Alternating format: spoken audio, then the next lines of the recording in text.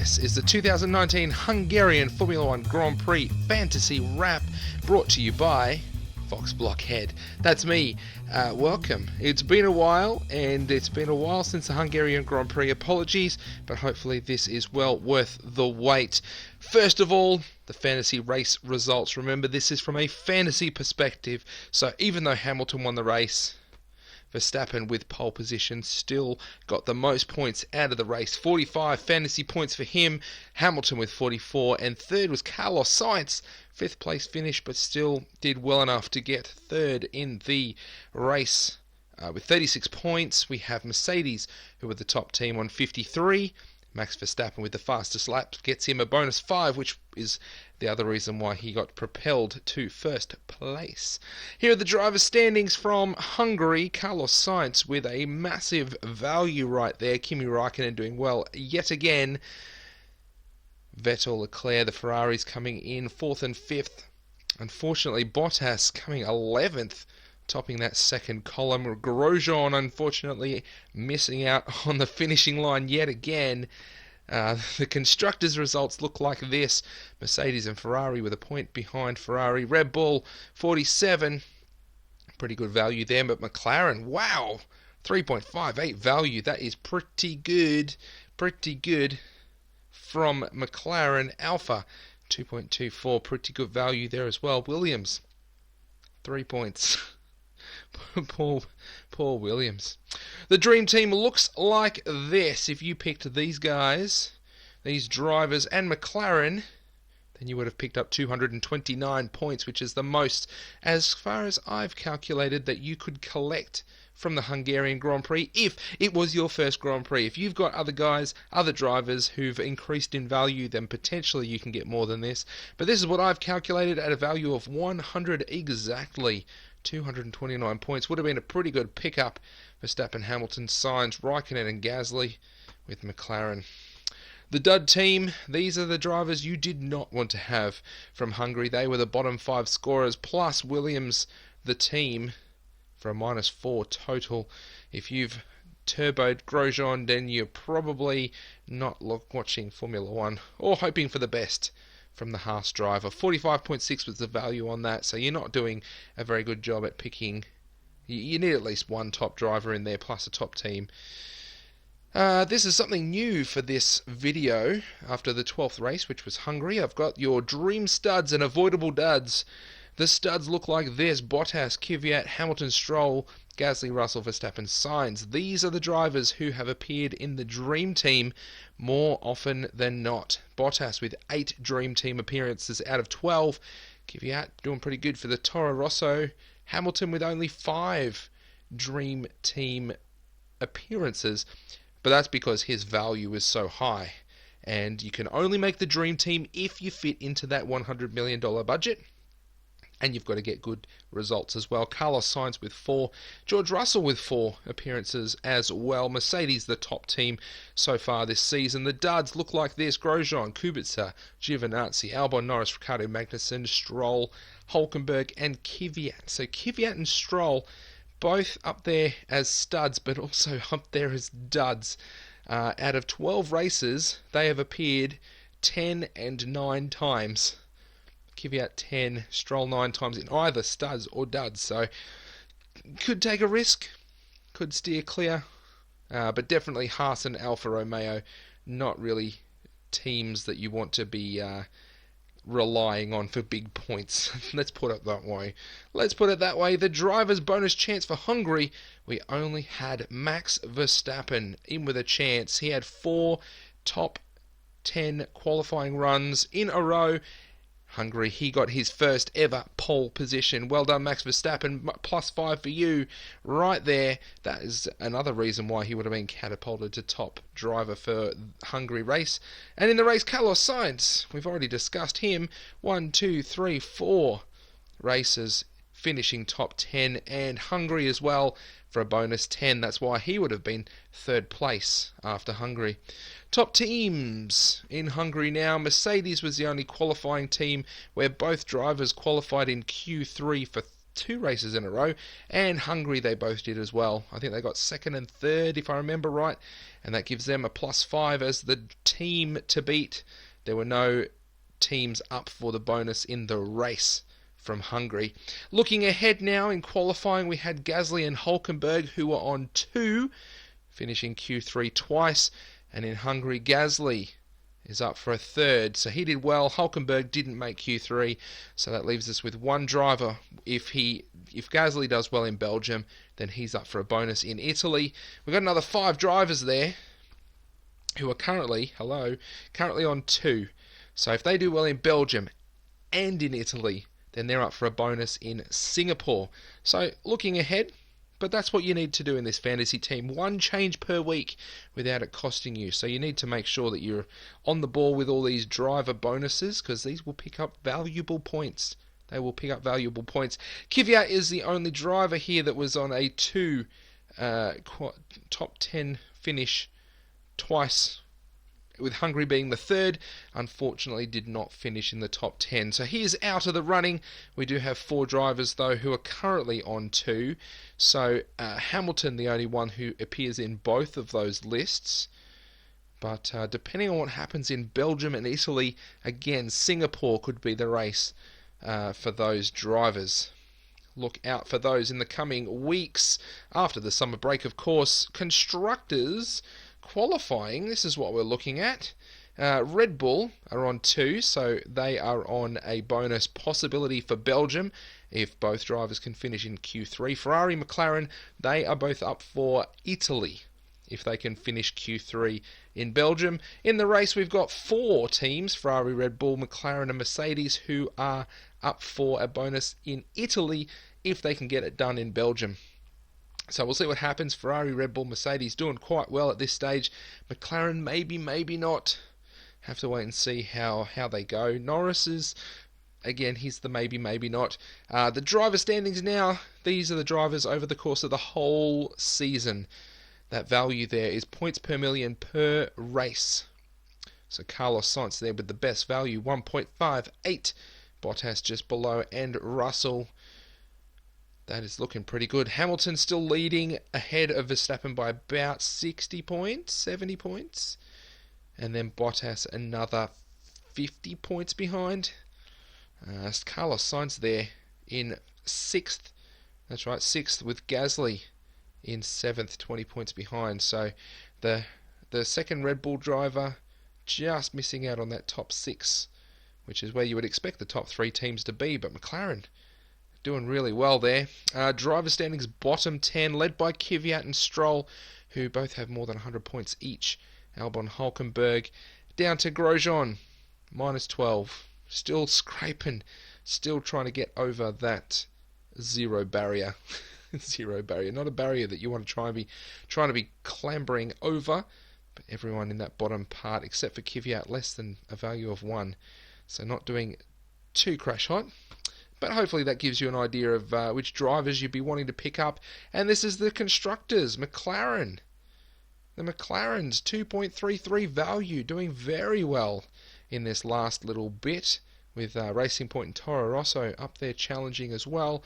But no one is challenging Mercedes. 786 points at a value of over 2. That is pretty good for a high-priced team, although their value did dip. Bit strange that their value dipped, but anyway, Ferrari in 2nd at the moment with Red Bull 50 points behind. McLaren a distant 4th, but still getting up there. The driver battles, we looked at this last race. We'll have a look at Haas. Magnussen with the qualifying result over Grosjean, but Grosjean with the racing result over Magnussen. Over to Alfa Romeo, Kimi Raikkonen over Giovinazzi in both departments, Q3 and not Q3, qualifying and race. I think he's mostly Q2, but still out qualifying and out racing his teammate. There's potentially 5 bonus points in it for Raikkonen every single race. Hulkenberg and Ricciardo. Ricciardo out qualifying, but not out racing necessarily. Ricciardo possibly with the edge, but recently I think the edge has gone to Hulkenberg in the Renault camp. Kubica losing out to Russell 12-0 in qualifying and 9-3 in the race. So Russell, that's why he's up there, potentially 5 bonus points every single race for him. So could be worth a pickup. He's got a good value. Good low price. And then in the Toro Rosso camp, we've got an even split in qualifying with Kvyat just taking the racing over Albon. Albon, a little bit of a younger driver there compared to Kvyat. Not too much, I think, but still, perhaps the experience as it comes through, he'll raise up there. Continuing with the driver battles, we have their average qualifying position. Nothing to write home about specifically. Except for Kubica and Russell not really getting out of Q1. Russell nearly did in Hungary though, nearly did. The race battle the racing results, average racing result, everyone teens and below, so not really finishing points for any of those drivers, but Kimi Raikkonen, Alex Albon, Danny Kvyat, the ones that have got the potential there to jump up, grab points from time to time. You can see there the average change as well. Now, for every place these drivers make up in a race, they get 2 bonus points. If they start inside the top 10, they lose 2 points per position, and outside of the top 10, I think they lose 1 point per position. So you can take that in your stride, start calculating those things. Kubica, Russell, that's why they've got the bonuses there. But Russell potentially 11 points per race. Someone worth picking up if you haven't already. Down to the top 5 teams now, or up to the top 5 teams. Norris out qualifying Sainz 8-4, but Sainz out racing Norris. The experience showing there for Carlos Sainz. Over to Racing Point, we have a 12-0 qualifying record for Perez over Stroll. 7-5 in the races. Still, Perez is probably the one to pick up if you're looking for a Racing Point driver in your team. Vettel and Leclerc, the Ferraris, they've been matched for pace this season. 6-6 in qualifying, 8-4 to Vettel in the races. But Leclerc, those 4 finishes have been right up at the pointy end. So if you want a Ferrari driver, you've got to look at value, see who will fit in your team out of those two. Verstappen and Gasly, we have Verstappen 11-1 in both. So 5 bonus points for him every single race for beating Gasly. He is definitely one to look at. And then down at the Mercedes garage, we have Hamilton out qualifying and out racing, but Bottas not too shabby in that department. Still picking up points. Still a value pick, definitely for the drivers out there. Average starting position, most of them averaging Q3. Perez and Stroll Q2 and Q1. I don't think Stroll's got out of Q1. Maybe once or twice. Sainz around that 10 points, so take that into consideration. When you finish Q3, you get bonus points for where you finish. So Hamilton and Bottas finishing second on average, doing really, really well for Mercedes. Average finishing position now, with Norris going backwards, Perez going backwards, but everyone else mostly finishing points week on week. Stroll making up lots of places each week with a +6 average gain per race for Stroll. Maximum 10 points for that bonus category, but that is 10 points for Stroll, 5 for Perez, just about every race. So the racing points, good value there. Norris going backwards, like I said, Sainz going forwards. Bottas, Hamilton, a little bit of a loss, a little bit of a gain, just depending on where they start. Verstappen generally making up a place. So, yeah, lots of statistics, lots of things to keep into consideration when you're formulating your fantasy Formula One team. Onto the league now. This is the Blockheads League. Now, we started from Australia, but I am recording things from Baku and highlighting teams per race. So this is the leading race team from Hungary. I don't know how to say that, but the mystery F1 team, Diego, I think the owner's name is, 182 points, not too far off that 220 odd that was the maximum you could possibly get. So really, really good race. The double on Sainz definitely is a benefit. Second place is his second place team, Piston Raventi, with a total of 166. Put the turbo on Gasly. Still not a bad thing to do. That Mercedes team, they're always going to get your points. Hamilton's right up there, just missing Verstappen.